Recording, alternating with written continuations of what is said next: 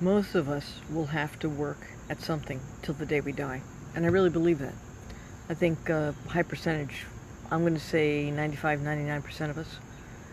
And it should be that way in the sense that when you have to work at something, whether it's cleaning your kitchen or it's a job, you might have to be a cashier when you're 72. A lot of people don't believe and don't want to believe that that might happen to some of them. Hey, Tom.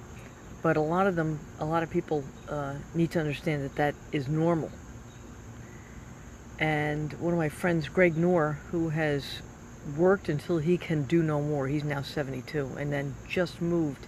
He's just moving now to Pennsylvania, or just to the border of Pennsylvania. And he said, motion is lotion. And Thomas Jefferson always talked about how, if you look at some of the letters he wrote, he talked about you got to move the body. Thomas Jefferson said you have to move the body. You have to go out for a walk for an hour and a half every day. My mother used to say get outside and get into the, hey, Brian, how you doing? My mom used to say get outside and get in the vitamin D and all that. So today, the jackpot was $245 million, and somebody in Staten Island won it. And they interviewed a variety of people. And one of the women that they interviewed was someone who was probably about my age. And she said, they should really make it where people win like $1 million here or $5 million there, but not $245 million. She said, that's just ridiculous. She said, some people who are, on a fixed income and have retired or forced to be retired, that's what she said, it would be kind of nice if it kind of went to them. And I was like, wow, she was the only one that actually said that. Everybody was like, wow, somebody else got it and I didn't. Somebody's going to be really rich. But instead, she had a different view. They interviewed like 8 or 9 people on the news. And I finally got to watch the news. I never get to watch the news. But I thought to myself, and I've had these discussions with clients who were upper middle class, not wealthy, but they were going to have to work, but they were going to have enough money to retire. I'm afraid of retirement.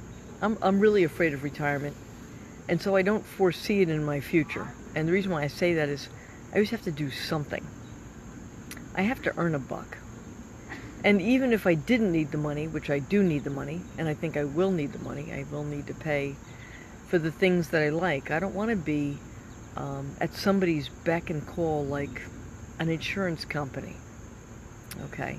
I'd rather have it where I walk into my homeopathic medicine person or my voodoo man who sticks needles in me and pay it.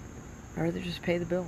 Walk in and have them take care of me proactively before I get to that point where I actually need to be in a hospital bed in my dying days.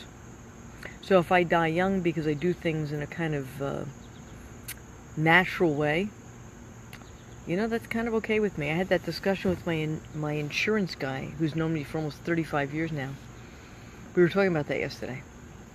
And I said to him, wouldn't it be wonderful if you and I knew that when we were going to die, we would walk into a woods and we'd courageously battle a bear. And then just, that would be it. That would be the battle. We'd go down as a warrior against a bear and we'd be dead and we wouldn't be in a hospital bed. And we started laughing. He goes, that's actually not a bad way to go. I said, yeah, it's not a bad way to go. I said, it doesn't cost the insurance companies a heck of a lot of money either.